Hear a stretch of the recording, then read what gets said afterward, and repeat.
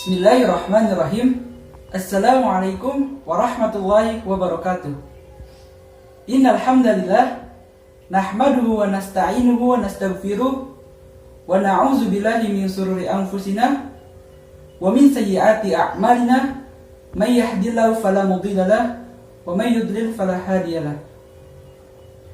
Asyhadu an la ilaha illallah wahdahu la syarika lahu wa asyhadu anna Muhammadan abduhu wa rasuluh. Allahumma salli ala sayyidina Muhammad wa ala ali sayyidina Muhammad. Sebelumnya, izinkan saya untuk memperkenalkan diri. Nama Muhammad Rayyan, kelas PAI 1C, Prodi Pendidikan Agama Islam, Fakultas Agama Islam, Universitas Singapura Bangsa Karawang. Dalam video ini, saya akan menjelaskan pengertian daripada ilmu hadis riwayah dan pengertian ilmu hadis dirayah serta sejarah perkembangannya.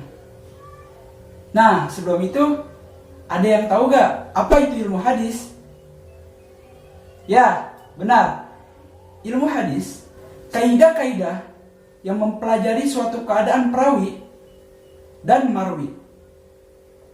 Apa itu perawi dan apa itu marwi? Perawi adalah orang-orang yang menyampaikan, menerima, dan membawa berita daripada Nabi Muhammad SAW, atau yang kita sebut juga sanad. Dan apa itu marwi? Marwi adalah redaksi atau isi berita yang diriwayatkan oleh periwayat, atau yang kita sebut juga matan. Sehingga dapat disimpulkan bahwa ilmu hadis adalah ilmu yang menjelaskan tentang suatu keadaan perawi atau yang meriwayatkan dan apa yang diriwayatkan atau matan. Nah, di sini ada hadis sahih riwayat Imam Bukhari yang berbunyi, Haddatsana Sulaiman Abu Rabi' qala Haddatsana Ismail ibn Ja'bar qala Haddatsana Nafi' ibn Malik ibn Abi Amir Abu Suhail an Abi Hurairah an Nabi sallallahu alaihi wasallam qala Ayatul munafiqi thalathun idza haddatsa kadzdzaba wa idza wa'ada akhlafa wa idza tumina khan. Yang artinya, telah menceritakan kepada kami Sulaiman Abu Arabi berkata, telah menceritakan kepada kami Ismail bin Ja'far berkata, telah menceritakan kepada kami Nafi' bin Malik bin Abu Amir Abu Suhail dari bapaknya, dari Abu Hurairah, dari Nabi Muhammad Sallallahu Alaihi Wasallam. Beliau bersabda, ada 3 tanda-tanda orang munafik. Jika berbicara selalu berdusta, jika berjanji tidak ditepati, jika dipercaya selalu berkhianat. Dari hadis tersebut, kita mengetahui bahwa Imam Bukhari pernah mendengar perkataan daripada Sulaiman Abu Arabi. Sulaiman Abu Arabi pernah mendengar perkataan daripada Ismail bin Ja'far.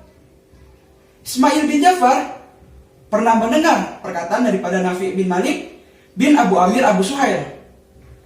Nafi' bin Malik bin Abu Amir Abu Suhail pernah mendengar lagi nih perkataan daripada bapaknya. Bapaknya pernah mendengar lagi perkataan daripada Abu Hurairah, dan Abu Hurairah pernah mendengar perkataan daripada Nabi Muhammad Sallallahu Alaihi Wasallam. Dari penyampaian ke-6 periwayat ini, inilah yang disebut sanad. Sanad bisa dikatakan terputus dan bisa dikatakan bersambung. Sanad dikatakan terputus apabila penyampaian periwayat tidak sampai pada Nabi Muhammad Sallallahu Alaihi Wasallam.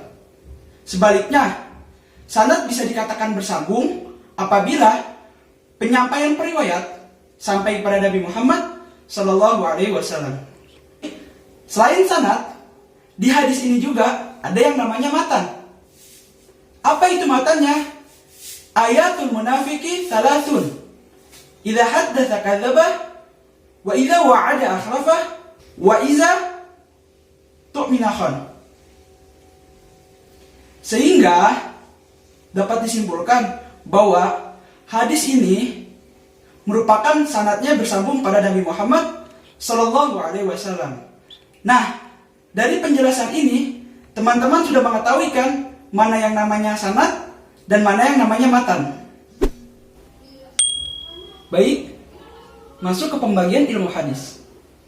Ilmu hadis dibagi menjadi dua, yaitu ilmu hadis riwayah dan ilmu hadis dirayah.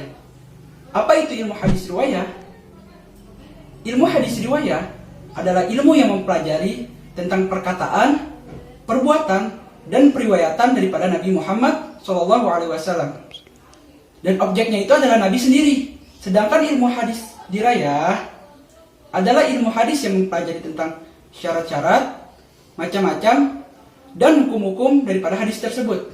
Sebagai contohnya syarat-syarat. Metode apa yang dipakai periwayat dalam meriwayatkan hadis tersebut? Itu syarat-syaratnya. Macam-macamnya. Apakah hadis itu bersambung atau tidak?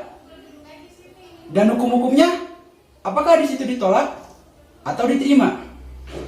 Sehingga dapat disimpulkan bahwa ilmu hadis riwayah dan ilmu hadis dirayah merupakan mata uang yang berbeda, namun memiliki keterkaitan yang sama. Sebagai contohnya, tanpa adanya ilmu riwayah, ilmu dirayah, maka akan terputus dalam konteks historinya. Sebaliknya, kajian ilmu riwayah tanpa adanya pengetahuan dirayah, maka akan menjadi kering dan tidak sempurna manfaatnya. Baiklah, kita masuk di sejarah perkembangan ilmu hadis riwayah dan ilmu hadis dirayah. Pada periode Nabi Muhammad SAW, ilmu hadis riwayah ditandai dengan adanya pertama, larangan menulis hadis karena ditakutinya bercampur dengan Al-Quran. Yang kedua, larangan yang dibolehkannya menulis hadis bersifat kondisional atau dalam situasi tertentu. Sedangkan ilmu hadis dirayah ditandai dengan adanya dasar-dasar ilmu hadis sebagaimana dalam Quran surat Al-Hujurat ayat 6 dan Quran surat Al-Baqarah ayat 282. Pada periode sahabat, ilmu hadis riwayah ditandai dengan batasnya periwayatan, dengan orang yang meriwayatkan harus disertai dengan saksi dan harus bersumpah terlebih dahulu. Dikarenakan maraknya hadis-hadis palsu akibat konflik politik.